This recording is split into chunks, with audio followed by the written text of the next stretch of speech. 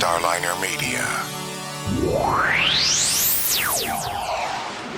Starliner Media presents Music Night at the Majestic with your host, Michael Boswell.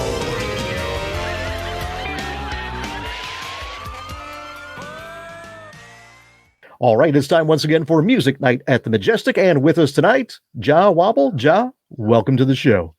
How you doing? Doing good. So now you just got done watching the game, so you're coming down. Yeah, I'm just calming down. Respiratory rate is slowing down slowly. So my team drew, so not a win, not a loss. Should have won. They were facing 10 men for all of the second half. Couldn't quite score. So very frustrating. But at least it's another game where they're undefeated, 7 games. So it was a disaster. But the season's with the new managers come in and it's turning around. So it's all good, you know. There you go. Well, I'll tell you what, since the show's music night, even though you and I could probably talk sports for a while, we probably get no, into the music. don't let me. Yeah, I still play football. I still love talk. I love football, but no worries. No, you crack on with the music.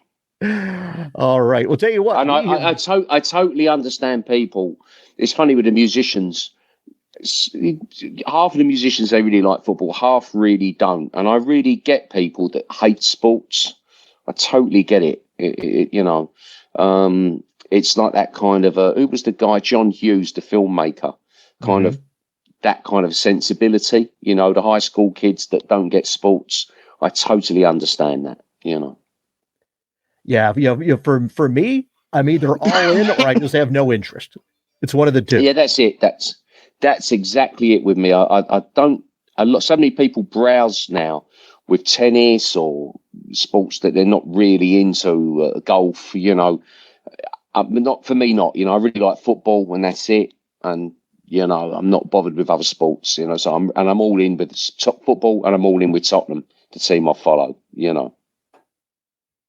Good deal. Well, tell you what, getting into the music, you are without a doubt one of the most prolific musicians I can think of. Yeah, I just keep on working. I've been, I'll sit here later. I've got my iPad here, it's like a really good iPad Pro, lots of memory, and I'll be making music. I'll be editing some stuff on there. I'm making a dub album at the moment, another dub album. It's fun. I love making music. It's my hobby, Yeah. And I've never really bothered about,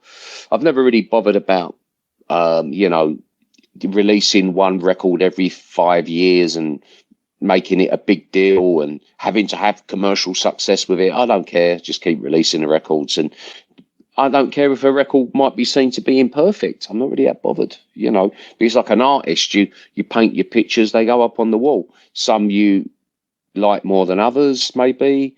Some you like for longer than others, maybe. It doesn't matter. It's all one continuum, Yeah. I'll tell you, you mentioned artists. We actually, one of the questions that we received from the viewers was from Howard, who wants to know more about your artwork and photography that you post on Instagram. Oh, yeah. Well, yeah, thanks for asking that, Howard. Yeah, I start, first of all, photography.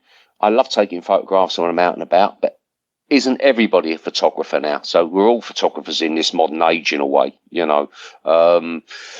but I do like taking, when I'm out, I tend to take landscapes and cityscapes and, urban kind of pictures. That's my thing.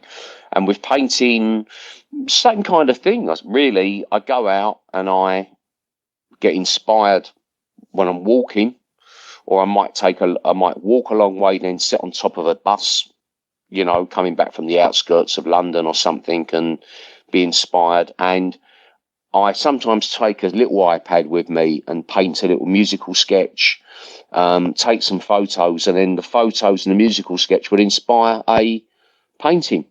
Or I'll go for a walk up the canal near where my little studio is, and I come back and I just want to paint. I find it very relaxing. I started it probably getting on for 10 years ago.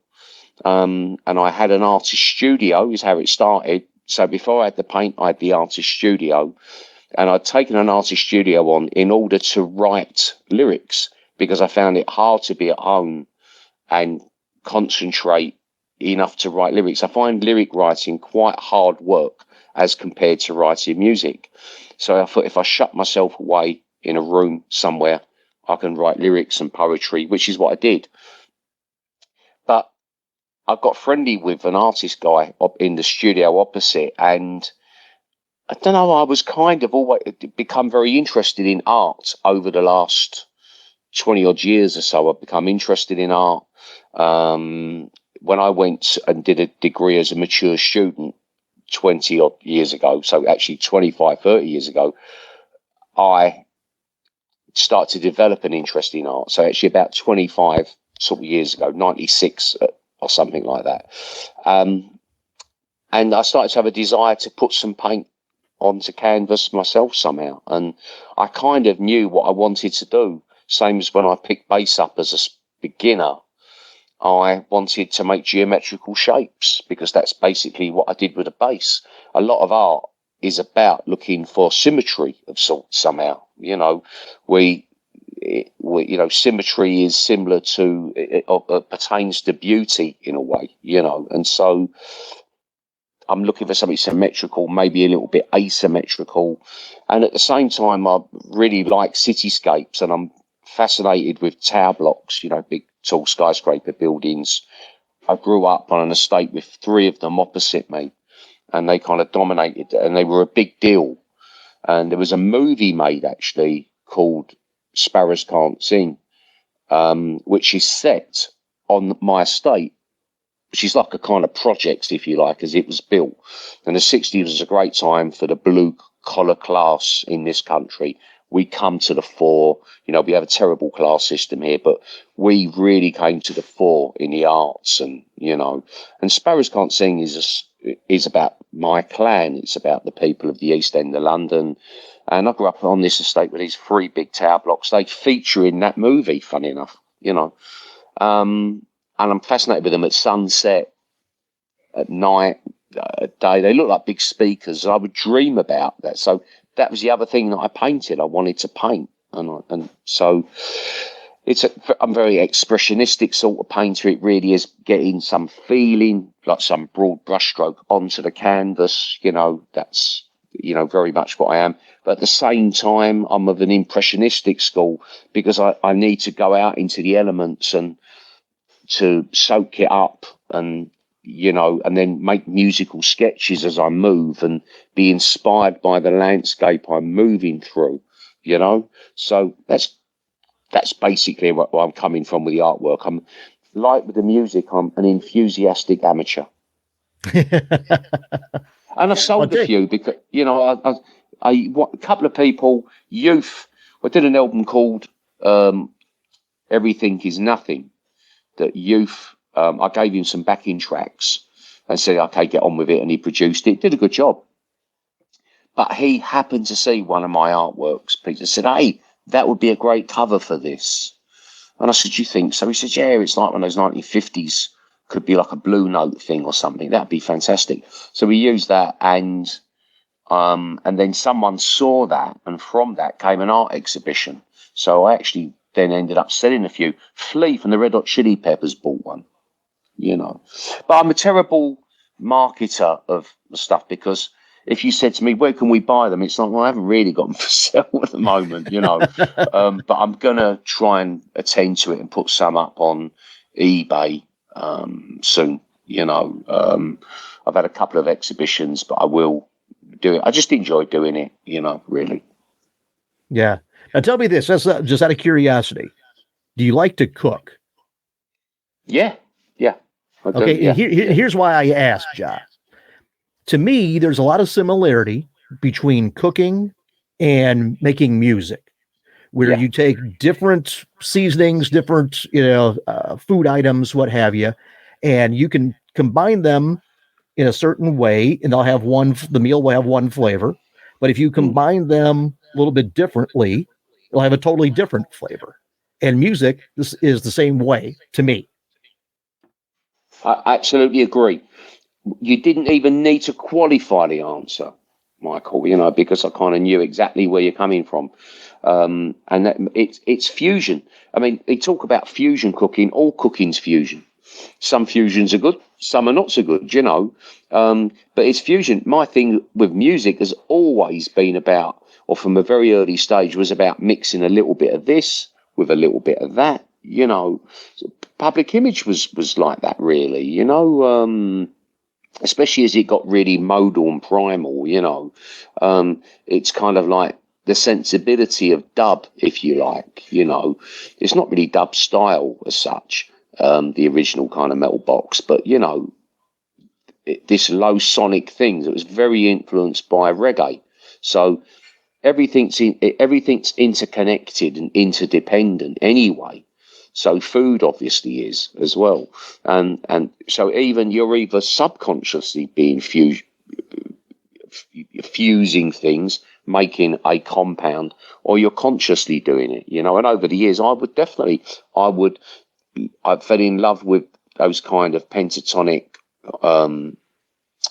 quarter tone scales and stuff of the Middle East. It's so romantic and so evocative of something, and so would utilize that in our music using dub styles as well. So my stuff is a potpourri, it is a mixture of stuff, and it's one of the arts, cooking, painting, all that stuff. It's all part of the arts of life, So I love cooking and I like doing it. I like to cook.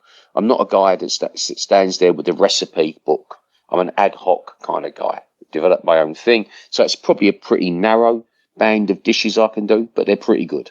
And they're always just a little bit different. So it's like the bass lines. Bass lines are always just a little bit different. I mean, I like to be thought of as a couple of times people try to wind me up and say, oh, you just do the same bass line. And I say, I wish that was true. That would be the dream. Be a whole lot easier for you. Yeah. By the way, my wife's cooking next door, and she's cooking bread, and a really beautiful soup, like Chinese soup with a lot of medicinal kind of herbs in it. So I've got beautiful fragrance of food as we speak, by the way. It all ties together. Yeah. Well, I'll tell you, speaking of tying things together, earlier you mentioned about the movie being shot. One of the questions that we had was from Ken, who asked, have you considered scoring movies? And if so, name a movie you would have loved to have done the music for. Well, I did the music for a film called The Fury, Le Fureur, which is a French movie with some famous actors and stuff in. I think it died a death at the box office, but I think did very, very well on DVD. So it's a French movie about boxing. It's like a love affair, and I did a good job with it, and I used to at one time feel hard done by that I should have done more film scores. When I was in Public Image, me and Johnny Rotten went to meet Martin Scorsese, and we were going to discuss doing the soundtrack for Raging Bull. Oh wow! It never happened. I think the Clash might have done some of it. I can't remember. But anyway, we would have a discussion about Raging Bull. Never happened. And over the years, I used to think it's unfair. My music's so thematic and cinematic; it should be used for movies. But then I started to realise more and more that film directors are a massive pain in the butt. And it's probably I dodged a bullet, as we say, with that stuff. With doing film soundtracks. Doing a French one was a bit, a little bit tiresome, as I recall. It was a guy that made a couple of what I thought were really great movies up to that point, and it was a bit. But I stuck with it, and we really did. Actually, if I say the music got a lot of plaudits. It's got a couple of my favourite bits of music. If you go on YouTube, there's a couple of bits of music from it, and there's like a film trailer, and there's a track on it called Club Scene, and it's like a real mixture of Laos music and kind of garage band, kind of drum and bass kind of style, kind of garage kind of music, and it's one of my favourite bits of music I've ever done, actually, But on the whole, what I realised was to be just making music and making exactly the kind of music you want to make as it pours out of you is the ultimate for a guy like me, because that's the soundtrack to the inner world and the inner space. Do you know what I mean? When I do those, when I walk through a landscape, that's what I'm doing. So I don't miss any of that stuff, And I do actually recently a lot of library music, believe it or not, and no one gives a damn who I am or that. They'll give you the thing, well, we like that, but you need to do this with it and that with it. It's like, okay, yeah, whatever, that's fine. It's in that context, and they know that world, so they want the music made a specific kind of way. So I'm doing a lot of that with my eldest son, who's plays drums, and he plays yanting, But so I've given you a very long-winded answer, but no, I'm not bothered at all about I've got a feeling one day a lot of my music could be used in films, like all narcissists, I have great dreams, but I'm not too concerned about about any of that. I came to realise it was as I say, in a way you dodged a bullet a little bit. It can be a pain in the arse, but I just enjoy making music. Well, I was going to say, In Trance, Realms of Spells, Ocean Blue Waves, all of those are very cinematic. Yeah, there's a ton of stuff, and I'm sure that over time, what happens. I don't get any syncs. I used to get syncs. I had a long period of getting syncs. I never get syncs now, and as we say, we say with London buses. Probably not fair to say this anymore about London buses, but you often say something's like a London bus. You don't have one for ages, and then 3 turn up together. That used to be what they said about London buses. You wouldn't have a bus for hours, and then 3 turn up together, which is no use to you. You only need one. So I'll probably get a load of syncs. It'll crowd in. It's always the way it goes. You get some kind of cluster effect in life, but yeah, at some point I'm sure stuff will get used, but I'm just happy people like the music and I enjoy doing it, so I'm not too bothered with that. Yeah. Well, tell you what, moving on to some of the other questions that we received. Mary Jane wants to know if it's true that Sid Vicious gave you the name Jah Wobble. Yeah, it's true. We were standing at a door somewhere in West London. It might have even been Gunter Grove, but anyway, I remember there was a boot scraper there. Used to have boot scrapers outside Victorian houses in those times, and maybe now they contravene health and safety or something because you could trip over them. And I know of people that fell over and knocked himself out on it. Sid ended up falling back onto a boot scraper, but that was another occasion. Remember the big metal boot scrapers you had, But anyway, we were trying to get through a door. We had the key to the door, but we couldn't get the key to turn, and we were very drunk. And as we were doing it, we kept stopping, staggering about, taking a breather from this arduous task of trying to turn a key in a lock when you're very drunk. And he said to me, I'm going to call you Jah Wobble. Now, Jah, because my real name is John Wardle, but he called me Jah because of reggae, Jah Rastafari, and Wobble because of Wardle, just a Jah Wobble because he's drunk. And I said, I'm not going to forget that. I'm going to remember that for the morning. I'm going to remember that. I won't remember anything else, but that's a good name. I'm going to keep that name because people won't forget it. And that was it. So I kept the name. So Mary Jane's quite right. She'll be pleased to know. Yeah. Now, another question we had was from Pete, who asked, who are the musicians that influenced your musical taste the most? Wow. I suppose someone like that family, there's many. Anyone you hear who you like, influences you. And maybe even somebody you hear who you don't like influences you not to do. And my mate Billy used to say, everyone's teaching all the time. They're either teaching you how to do something or they're teaching you how to not do something, But Aston Family Man Barrett, the bassist for Bob Marley, I developed a love for bass very early on, before I even dreamt of playing bass. And I saw him play at the Lyceum with Bob Marley in '75, July the 12th. It was a fantastic night. And wow, I mean, just watching, he's a great bass player because he's got the dub feel, the heavy reggae feel, very relaxed, but it's very musical, as well. So it's completely good all-rounder, really, like he plays through the chords, really nicely on those songs. And so he was a big influence. All the reggae kind of people were. A lot of the producers of reggae, King Tubby and people like that, massively influenced how I make music and hear music and all that.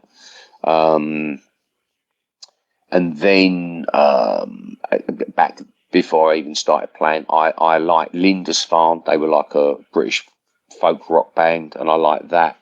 And, I liked the Faces with Rod Stewart, and they had the mandolin player from Lindisfarne play with them. So Maggie May, I like that kind of, that kind of country stuff that's kind of almost rootsy country influenced, that was very commercially successful, I liked Quadrophenia a lot. I didn't like much rock music, but I loved Quadrophenia when it came out. I love Stevie Wonder. I love Chaka Khan. I mean, really, black American musicians were the ones that influenced me the most, like a lot of white British boys, they really, sound of Philly, maybe more than the sound of Motown, really influenced me. So you're talking as well with people like Jameson, and of course Carol, the white girl that played bass with Tamala, great stuff, Jamaicans, obviously Jamaican music, huge influence on me over the years. People like Robbie Shakespeare, who passed away unfortunately recently, another fantastic bass player. So there were so many. I suppose one who became two Americans who become a huge influence on me. One, a musician, Miles Davis, because he was always had a credo, don't be a cliche player, kind of find your own voice. And not long after we finished Metal Box back in the 70s, I heard a guy called Kenny MacDonald, who was the tailor for Public Image, played me Dark Magus. It was a Japanese import. It was a Japanese import because it was Japanese Columbia, the record company, that saw more than any of the Western divisions, I think, how great the electric period Miles Davis was. They realised it was high art. It was fantastic. But anyway, when I heard it, I couldn't believe this really heavy duty, dark, primal. Excuse me. I've had all the COVID tests this week. I was convinced I had the bug. Turned out I didn't, but whatever. I feel like I might as well have done, but there you go. Anyway, and I went to have the proper government test and everything on Boxing Day. I didn't see anybody, but got pinged today that I was in contact with somebody who's got COVID. But it's like I can't have been, unless it was at the test centre when I drove through in my car. But that's an aside. So, one of life's weird puzzles. Too much information. Anyway, I don't have to isolate because I've had me boosters and all that. It's all good, but it was a puzzling thing. Anyway. So Miles Davis was a huge, the pings on the mobile phone. You have been in contact with her, anyway. A lot of people turn their app off now so they don't get pinged all the time, but whatever. I'm socially responsible. So Miles Davis, he almost had a credo, and I heard that record. It was these dark kind of hues, and wow, just really completely not mannered or, completely extreme music, and I loved it, and Clint Eastwood was another one. I just was fascinated with Clint Eastwood and felt he had a real ethos in the way he made films and stuff. That was a huge thing, believe it or not, and I was fascinated with him. I thought he was a very interesting guy, and I liked the fact he was very hardworking. It was a little bit of a shame to see him being almost a Trump fan. It was almost disappointing, which maybe he's not now. I don't know, but maybe I've got that wrong. I remember seeing some stuff where he kind of seemed to say it doesn't mind if maybe it's a good thing if we have a political change. I understood the point of view that the political elite, it's all got very stale, and the political class run things both sides of the Atlantic. But I'm afraid I'm not a Donald Trump fan, never would be, like I'm not a Boris Johnson fan. But anyway, I'm digressing again, Michael. I'm sorry. So, and I suppose with the Middle East music, the thing that turned me on most of all was Kulthum, the singer. She was a wonderful singer, Egyptian singer, Kulthum, and her composer, Mohammed Abdel Wahab, were a huge influence. Just thought that stuff was fantastic. So there's been so many though. Then of course, when I first heard Moroccan music, it was the music of Jajuka, which I completely fell in love with. And then I heard the musicians of the night. The guys that had been they were taking as slaves from sub-Saharan Africa through to Morocco and become the court musicians. I've forgotten the name of them now, but that genre. But Simtir, the Ghanaian musicians, I think. But anyway, that fantastic stuff as well. That blew my mind completely, because you got the Simtir, so it's like a heavy duty kind of bass lines going on, under the deep down in the music, but very trancey. So that was a huge influence to me as well. Tell me this. There's been many. The African musicians of Paris with those modern kind of productions in the 90s. That was a big deal. Sorry, I'm rambling on. Crack on. No, I was just going to say, given the cinematic nature of your music, is there a film composer who, was either a big influence or who you're really partial to their work? Well, Bernard Herrmann, Taxi Driver, and that theme from Taxi Driver, with a snare, da, da, da, with a rising like crescendo. So I think he'd done the Hitchcock movies as well. So I really liked his stuff. I like Van Geddes, actually, with Blade Runner, right? Superb.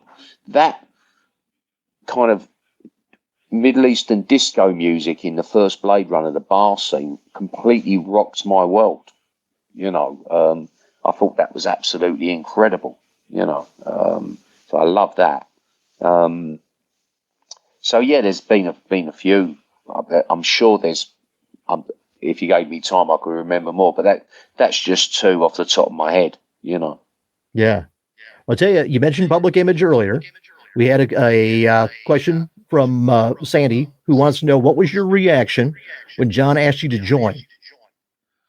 Oh, originally, back in the day, when I was originally asked to join in '78, I was absolutely overjoyed. Couldn't wait to get started. Fancied the job. Didn't have any nerves about it. I was kind of.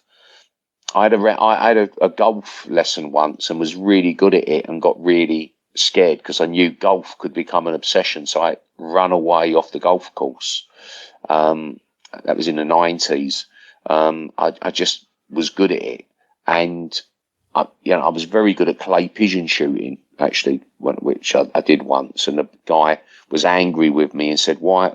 You said you'd never done this before," but I hadn't. But I was knocking all the clay pigeons out of the sky, and even the clay rabbits I was shooting, And I think I've got no problem with obviously shooting clay. I wouldn't ever want to shoot a living creature. Wouldn't be my bag, to be honest. But there you go. Maybe I'm too faint-hearted. I don't want to take a sentient being's life for my fun, But anyway, I wasn't great at driving. We have stick shift here, as you called it, and it took me 3 attempts to that. I failed the second time I took my test for driving because I went over the limit. But there's 2 or 3 things I felt naturally like I know how to do this, and bass was one of them. So I couldn't wait to start.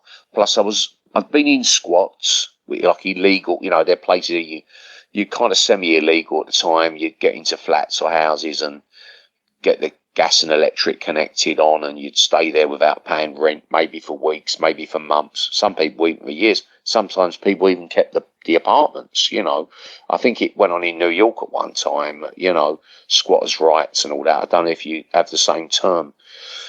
But I'd been in squats, got kicked out, and I was back home very much under duress. And I'd been told, my dad said to me back then, you give me £20 a week or you sling your hook, you go, So I was under a wee bit of pressure. And so getting into PiL was fantastic because it was a job of sorts, even though it ended up getting very hard to get your wages. It wasn't the best run band in the world, but whatever. I was really grateful for it, and I still am. So I was absolutely overjoyed. I couldn't wait to get started, basically, Yeah. Well, that actually leads us to our next question. Laura wants to know what you consider the high point and the low point of PiL. Oh, I think the high point, I think it was generally, there were a few high points. I think generally, in terms of feel-good factor, through 78, making the first album and all that was really good. And it got very dark, sort of 79, and, a bit of money comes in. I guess, you have, there was a bit more drug usage going on around the band and in the band and all that. And it just, it wasn't, it was a bit untethered. That wasn't great. It got quite negative. Having said that, when we'd get together in the studio, we'd still make stuff. I would get frustrated in the studio because I felt it was too much of a big deal getting the other two in the studio, to be honest. I thought they got lazy and I was getting annoyed with them. I was very impatient with them. I wanted to work more. I wanted to do more shows. Because remember, I was in PiL for over 2 years and I probably did less than 20 shows, believe it or not, which is rubbish. But anyway, we did continue to work and made a great second album with Metal Box, so that's all good. But the low point for me, funny enough, was the American tour, which is when I left. I was so sick of them by then.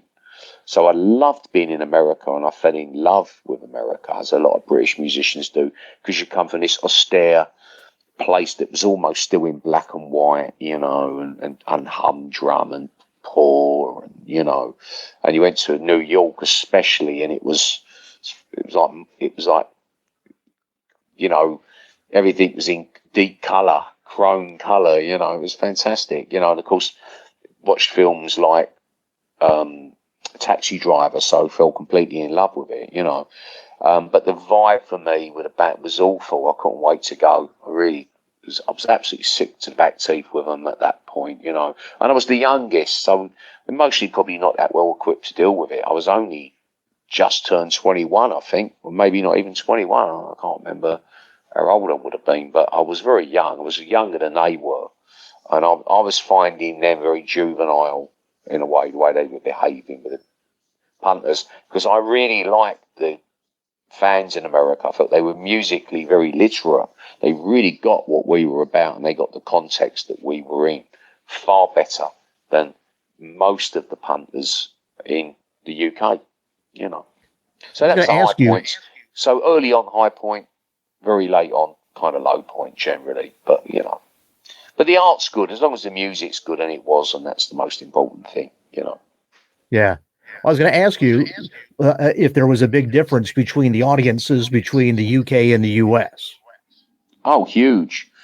I remember when we played the Rainbow in 78, they already had that weird hybrid that had come out of punk. Whereas punk had been about marginal people, you had girls, you had gays, you had, very marginalised people, sometimes people with disabilities. It was great. It was like I mentioned earlier, it was like a John Hughes movie. All the marginal people would come to the fore, all the dysfunctional people. It was our time. And suddenly you had the kind of beer boys, with those ridiculous lace-up boots, the big, massive, long kind of boots to the knees, and Mohican haircuts and all rowdy behaviour. And you could tell girls would be a little bit nervous. It wasn't really healthy, and it was a bit yobby and football kind of culture, which I'm a football fan, but I find football fan culture, I know it's the same with American sports, right? With American football, the downside of it can be a real cliche, duh, you know, do you know what I mean? You know, sports guys, you know, and all that locker room kind of mentality. And no one really got it. So most people here didn't really get it. There were one or two of the reviewers. Most people hated PiL, the reviewers back then, and most people didn't get what it was about because they just understood pop music and rock music and didn't get it, that it might be a bit different, you know. Whereas in America, everybody got it. I mean, James Blood Allmar toured with us. So everybody got that because of the kind of left field jazz context.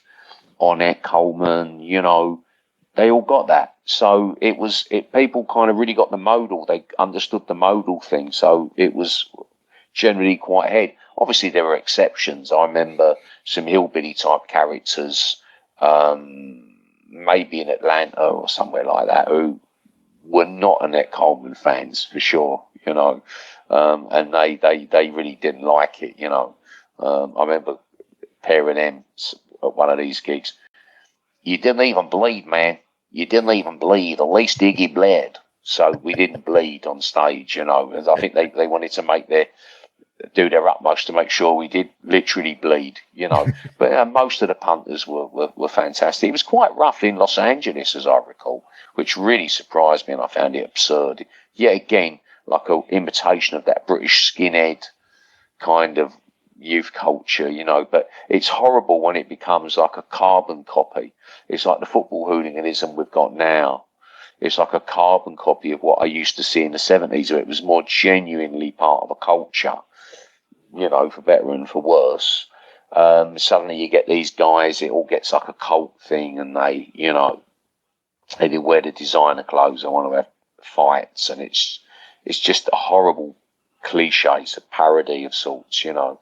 So I remember Los Angeles had that overtone. We played like the big wrestling arena or boxing arena, which was great. It was a great venue. And I got very annoyed at all these skinheads having a fight. It's like, don't be stupid, you know. But generally, yeah, I thought you know, it was very hip, you know, the audiences. I loved that, you know. Yeah.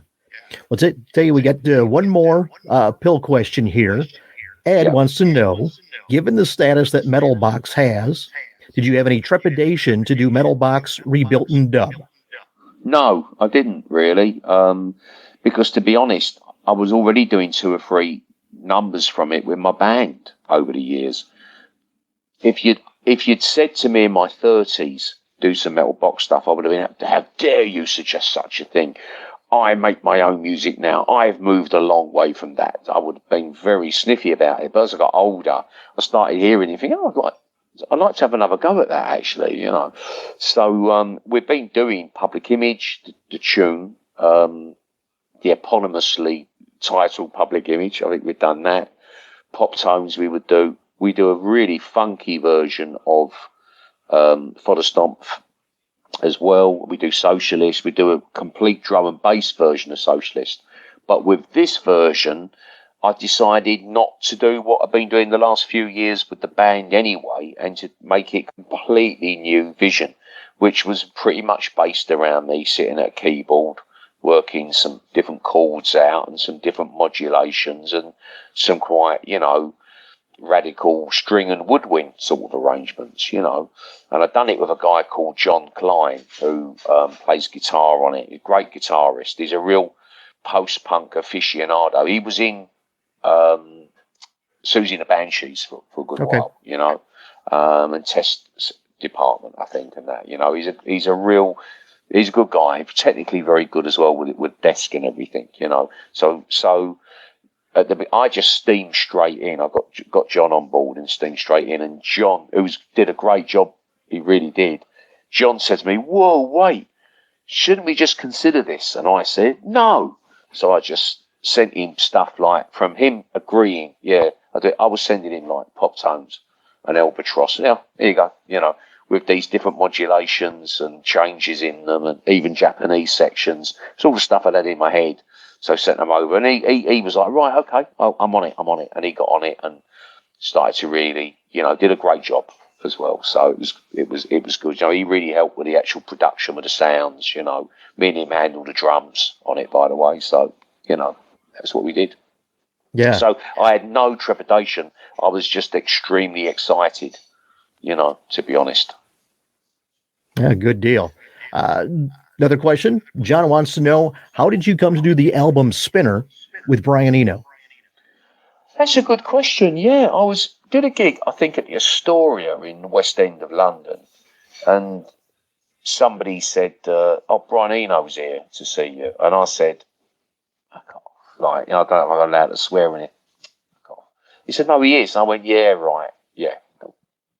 You think you can get me at it? Get out of it." It's like, is he with the Pope? But unfortunately, Brian Eno was there. He was in the dressing room. So, hello, nice to meet you, and all that. And obviously, everyone's a fan of Brian Eno. No, you could never say, Eno's completely overrated. He's completely useless. No one could ever say that. Everyone with any sense knows he's an important guy. Roxy Music was a really interesting band. Here Come the Warm Jets, music for airports. That was like, wow. And I really got that concept music, utilitarian aspect of music, So it was a big deal. So I met him, but with Brian, of course, there's always bloody caveats. And, he can't just say, yeah, we're going to make an album. So I went in anyway. I think he tested me out. I went and played on one of his records, first of all. But then he gave me some little leftover snippets from a Brian Jubilee, the Brian Jarman film, the kind of punk movie, post-punk movie. So these were little snippets, literally 3 seconds of piano or something, little tiny sounds. And it was a bit, I don't know if they have it in America, I'm sure they do because all these shows are syndicated. There used to be a show here in the afternoons. I don't think it was one of the big successful chef shows, but you'd have 2 or 3 top chefs with a couple of contestants, and they'd be given random ingredients: chicken breast, carrot, and onion, and 4 sorts of herbs and spices, and they had to make a great meal from that. And so they were given these little things, and that's what it was like. So I'm given these really basic ingredients, and I've got to make something with them. It was very tricky, but we come up with that. I come up with that. I'm very, very proud of it. I don't think Brian was certain at first, because he said, he sent me this long puzzling fax, and I think he wasn't quite sure. And I was just like, I'm not into a kind of fey kind of bullshit. Let's just meet, and talk about it.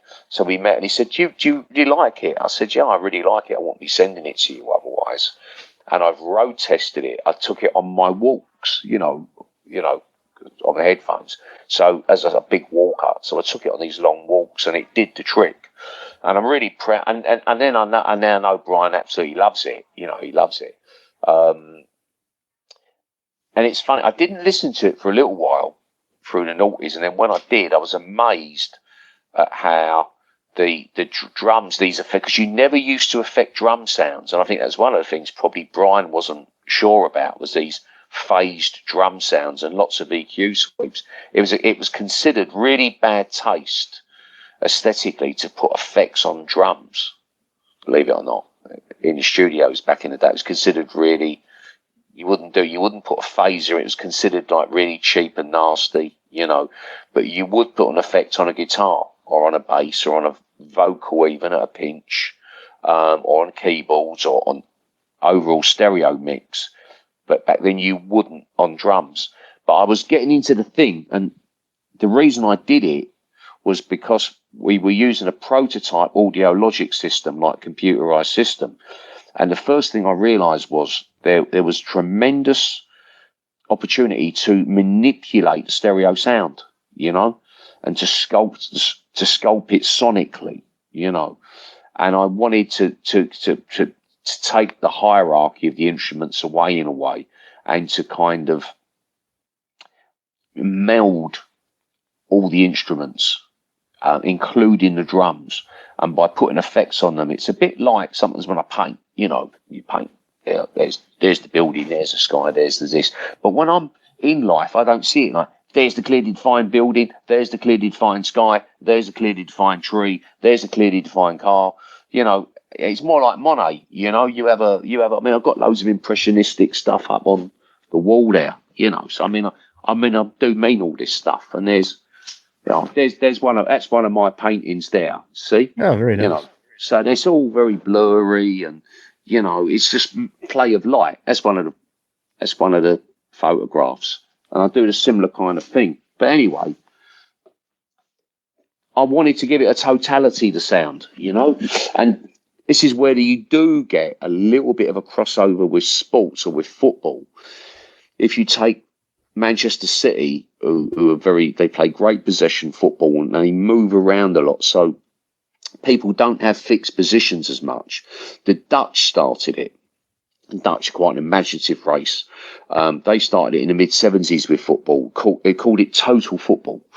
And so everyone rotated all the time. So to be given a position, the clearly defined right back was a bit square. It's a bit unhip, and all that.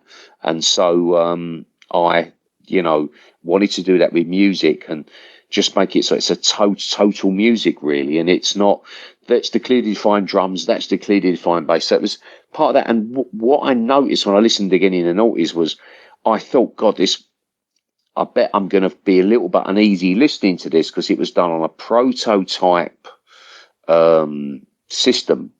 And I bet it's going to sound a bit brittle and a bit cheap and nasty, but it sounded fantastic, and it was a precursor, I think, to a lot of that new wave of sounds processed and recorded via software, which of course we all do now, right? We all use software. So, so it was an interesting kind of little anomaly that's in there. And I walked it for miles up the River Lee in London, which is it's a tributary of the Thames. And at those days, it was quite desolate, and you could go all the way through kind of our version of post-industrial, like the Midwest, like Cleveland used to be. When I went to America with PiL, I was really taken with the David Lynchian sort of landscapes, I loved all that because the docks were like that where I grew up. They stopped being used, so you had miles of industrial wasteland, and so Spinner for me I would just go out listening as we'd finish the tracks. I'd walk for miles through this industrial wasteland, Anyway, I hope that answers the question, but that was it. That's how it all happened. And and Brian loves it. It got released last year, and he's a great guy. I love The Ascent is one of my favourite ever tracks from I think it's the theme music to Apollo 13. Something, it's great. Yeah. Well, tell you what, Jah, we're actually at the end of our time here. I know you've got to get.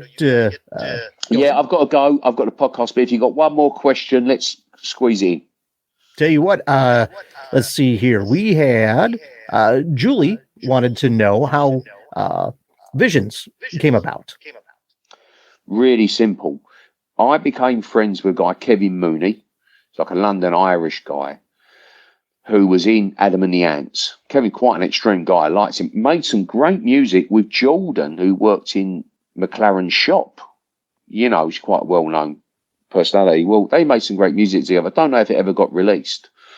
And he was also, I think, with that model, C.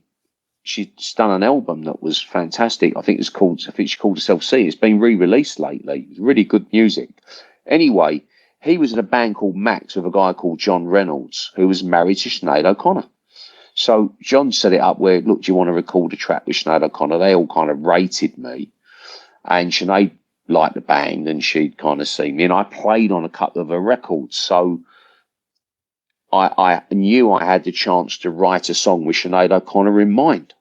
So that's what I did, And so I was lucky to sit there, and it was a very spiritual time. I'm none of these boring, clean and sober kind of guys. I saw a Larry David skit yesterday where they poke in fun at recovery people, and I thought, oh my God, I think that sounds like me, But anyway, I was really buzzing with recovery. I'm, ex-drinker and drug user, so I got clean and sober in 1986, and so did Visions about 1990, where the program's really working for me.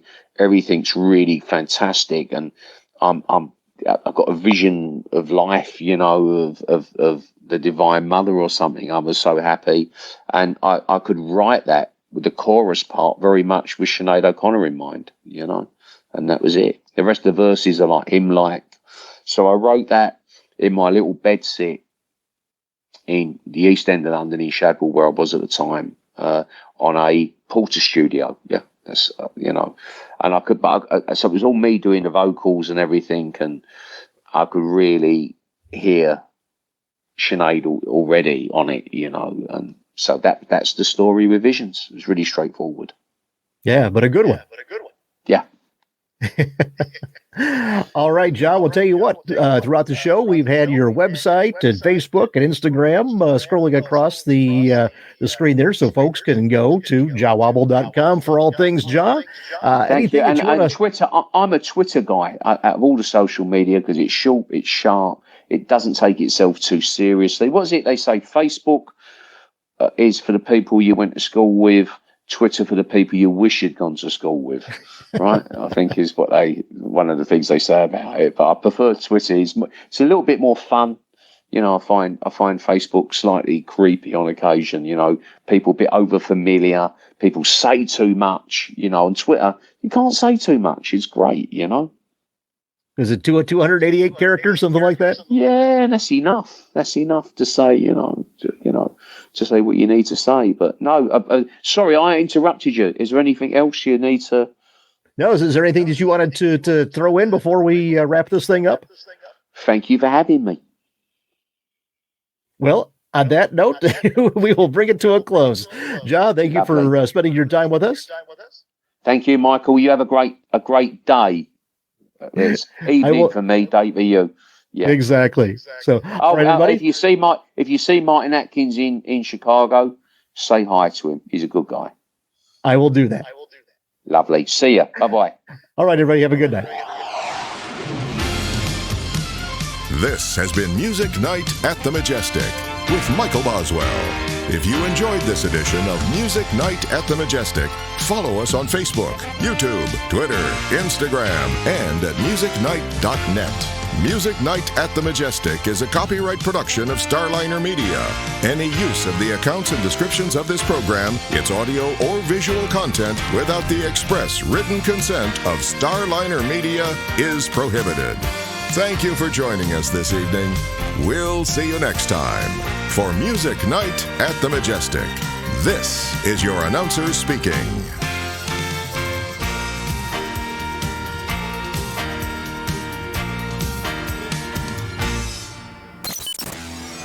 Starliner Media.